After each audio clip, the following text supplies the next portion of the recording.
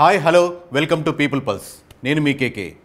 ప్రతి జిల్లాలో ఏ పార్టీ గెలుస్తుంది, ఏ పార్టీ ఓడిపోయేదానికి అవకాశాలు ఎక్కువ ఉన్నాయి, ఏ పార్టీల మధ్య పోటాపోటీగా ఉందని మనం జిల్లాల వారీగా తెలుసుకుంటున్నాం. అదేవిధంగా కొన్ని నియోజకవర్గాలు తీసుకొని ఆ నియోజకవర్గ పరిస్థితులు ఎలా ఉన్నాయో తెలుసుకుందాం. ఇందులో మొట్టమొదటిగా మనం తీసుకోబోయే నియోజకవర్గం పలాస. పలాస నియోజకవర్గంలో రకరకాల ఇండిపెండెంట్ క్యాండిడేట్లు పోటీ చేస్తున్న, చాలా పార్టీల తరపు నుంచి వేరే వ్యక్తులు పోటీ చేస్తున్నప్పటికీ ప్రధానంగా ఇక్కడ ద్విముఖ పోటీ నెలకొంది. సీదిరి అప్పలరాజు గారికి మరియు ఎమ్మెల్యే అభ్యర్థి అయినటువంటి కరెంట్ సిట్టింగ్ ఎమ్మెల్యే మరియు గౌతు శిరీష్ గారి మధ్య ద్విముఖ పోటీ నెలకొంది. ఇక్కడ పలాస నియోజకవర్గంలో ముఖ్యంగా సమస్యలు అనేది మనం డిస్కస్ చేద్దాం. 1 by 1 పాయింట్. పలాస నియోజకవర్గ సిట్టింగ్ ఎమ్మెల్యే మంత్రి అయినటువంటి సీదిరి అప్పలరాజు గారి గెలుపు కోసం ముఖ్యమంత్రి జగన్ గారి సంక్షేమ పథకాలపైనే ఆధారపడినట్టు కనిపిస్తుంది. ఆ లబ్ధిదారుల నుంచి వచ్చే ఓట్ బ్యాంకింగ్ మీదే ఎక్కువ ఆధారపడినట్టు మనకు కనబడుతుంది. ఆయన మత్స్య మినిస్టర్గా లేకపోతే పాడి సంబంధించిన మినిస్ట్రీగా కంటిన్యూ చేసినప్పటికీ కూడా అక్కడ డెవలప్మెంట్ పరంగా ఆ శాఖల్లో అనుకున్నంత డెవలప్మెంట్ కనపడలేదు. సో ప్రధానంగా పార్టీ ఓట్ బ్యాంకింగ్ మీదే ఎక్కువ ఆధారపడుతున్నట్టు కనపడుతుంది. ఇంకోటి, ఈ 5 ఏళ్ల కాలంలో పలాస నియోజకవర్గంలో అభివృద్ధి కుంటుపడుతున్నట్టు ప్రజలు అభిప్రాయం ఎక్కువ చెందుతున్నారు. సో ఒకటి ఓట్ బ్యాంకింగ్, పార్టీ యొక్క ఓట్ బ్యాంకింగు, 2 అభివృద్ధి లేని చోట్ల ఆయనకు ఆబ్వియస్గా నెగిటివిటీ ఉండేదానికి ఆస్కారం ఉంటుంది. పలాసలో ముఖ్యంగా మనకు జీడి పంటలు ఎక్కువగా ఉంటాయండి. జీడి తోటలు ఎక్కువ. మన జీడిపప్పు మీరు తిన్నవాళ్ళు, క్యాష్యూ నట్స్ తిన్నవాళ్ళు ఎవరు ఉండరు. మనకు పలాస, ఆంధ్రప్రదేశ్లో పలాస జీడిపప్పే చాలా ప్రధానంగా ఉంటుంది, ఫేమస్ మనకు.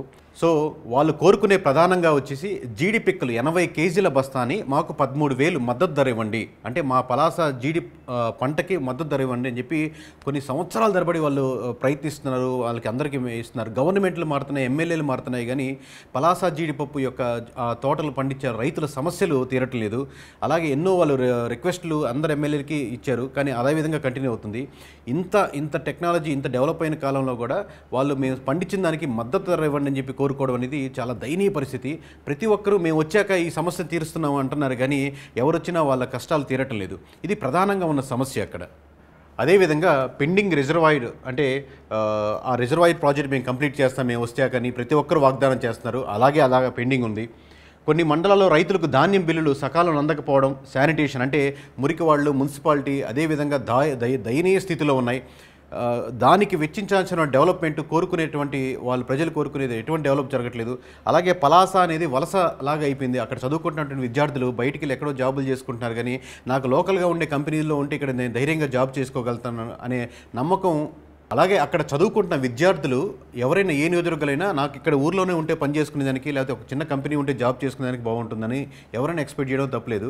కానీ పలాస నియోజకవర్గంలో చదువుకుంటున్న వాళ్ళు ఆటో తోలుకునేదానికో, లేకపోతే ఇక్కడ చిన్న కార్మికులుగానో, లేకపోతే ఈ జీడిపప్పుల ఫ్యాక్టరీలో జీడిపప్పులు దాని బెద్దలను, పిక్కల్ని వలిచేదానికో ఉపయోగపడుతున్నారు. చదువు పరంగా కూడా ఉన్నత విద్యలకి వెళ్ళలేకపోతున్నారు. ఈ విధంగా ఎన్నో సమస్యలు, లోకల్గా మురికివాడలుగా ఉన్నటువంటి సమస్యలు, ఈ విధంగా ఎన్నో సమస్యలు వచ్చే ఎమ్మెల్యే తీరుస్తారని నమ్మకంగా వాళ్ళు ముందుకెళ్తున్నారు.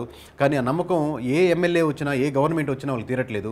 ఈ సమస్యల మీదే ప్రధానంగా రాబోయే ఎలక్షన్స్లో ఈ ఇద్దరి మధ్య పోటీ జరుగుతుంది. చూద్దాం ఈ నియోజకవర్గ సమస్యలు వాళ్ళు తీరుస్తారన్న నమ్మకం ఎవరి మీద ఎక్కువ ఉంచుకొని వాళ్ళు ముందుకెళ్తారో చూస్తాం. అలా కులాల పరంగా కూడా బీసీ ఓట్ బ్యాంకింగ్ మామూలుగా గౌతు లచ్చన్న గారు బీసీకి ఉద్యమానికి హెడ్గా ఉన్నారు కాబట్టి, రాష్ట్ర వ్యాప్తంగా బీసీ సంక్షేమాలకి ఎన్నో పనులు చేశారు కాబట్టి, ఆ అండదండలతో వచ్చిన వాళ్ళ మనవరాలు గౌతు శిరీష గారికి ఆ అండదండలు బీసీ వర్గాల నుంచి ఎంతవరకు వస్తాయనేది వేచి చూడాలి.